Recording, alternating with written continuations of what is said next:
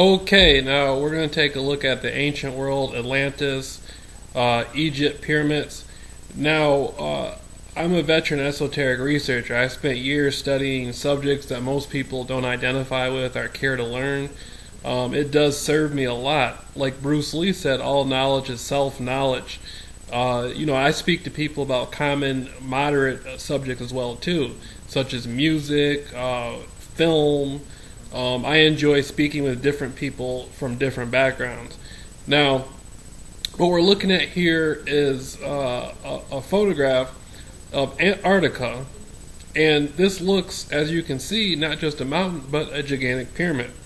And next to it, at the bottom, there is another picture which looks exactly like one of the pyramids of Giza, which it is not exactly like, it is a pyramid of Giza. So, in today's world, we're looking at photographs of pyramids in places where we would least expect to find them. We're finding pyramids under the oceans, around Japan. We're finding pyramids in the Bermuda, on the ocean floor. We're finding pyramids in China. We're finding pyramids all over the world. And usually where there is an ancient site, there on the opposite side of the world, there is another ancient site. And it appears as if this is done in coordination with each other, balancing each other out. Then if you look at the subject of ley lines, pyramids often are directly on ley lines, energy points, the dragon grid. So, the ancient world had a lot of mystery and wonder to it and a lot of science, which cannot be replicated in today's world. So we're going to continue on and look at a few more photographs. This right here appears to be some sort of a set like you see with the Giza in Antarctica. Isn't that wonderful?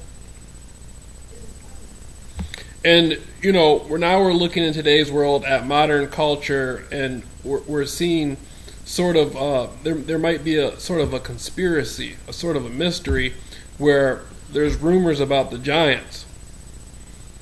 36-foot tall people, 12-foot tall people started out at 7 feet and up, who might have built some of these ancient structures. They were may have been built by tribes of giants, not necessarily the pyramids, but other structures. On the island of Malta, there is a structure that is believed to have been home to a woman giant who fed off honey and beans. Now we're going to, at this point,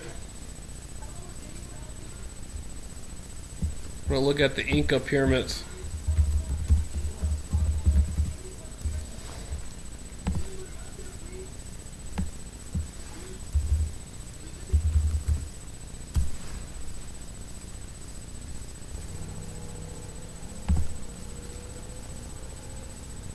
As you can see right here, the title says, "How is this possible?"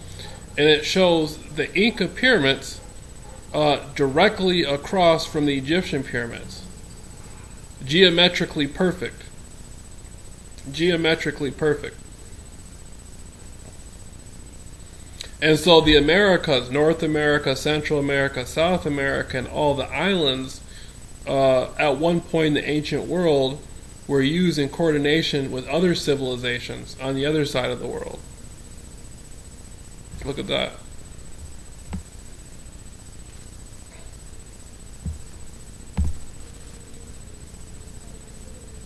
Now you see pre-Inca Egyptian, and they look the same. Now look at this. Indonesia, Mexico, Egypt, Mayan, Balinese. It looks like the same people built them. It doesn't look too different. Egypt, Mexico, Indonesia, China, India, Peru. It looks like all these structures were built by the same people, or a similar group of people.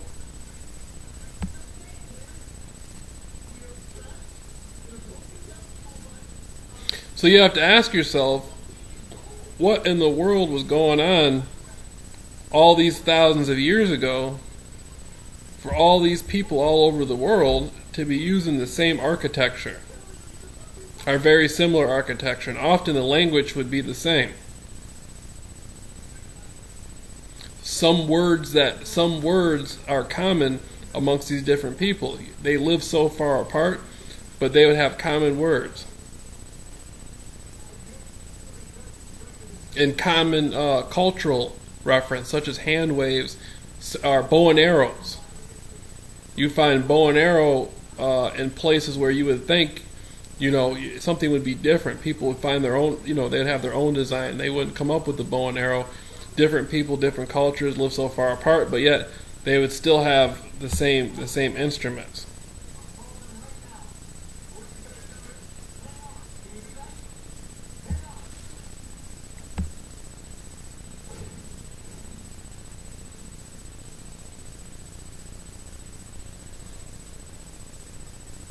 And there's been a lot of movies and whatnot written about this, and you can't forget Admiral Byrd and the stories about Admiral Byrd and his encounter in Antarctica with the different sorts of species, and gigantic, taller humans and whatnot, supposedly a more evolved race that wasn't directly connected with people.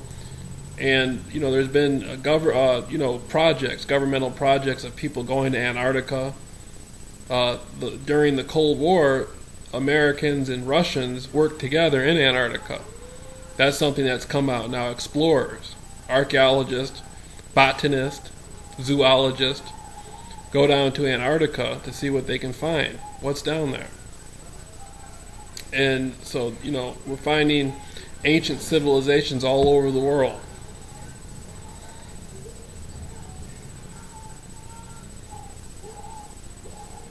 Things that people, and it appears that humans have some sort of amnesia, where we don't know who are these people who built these, where did all these people come from, why don't we know about this now?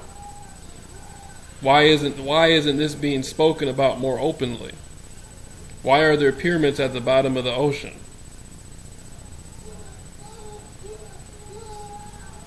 So this is a fascinating subject. Very fascinating.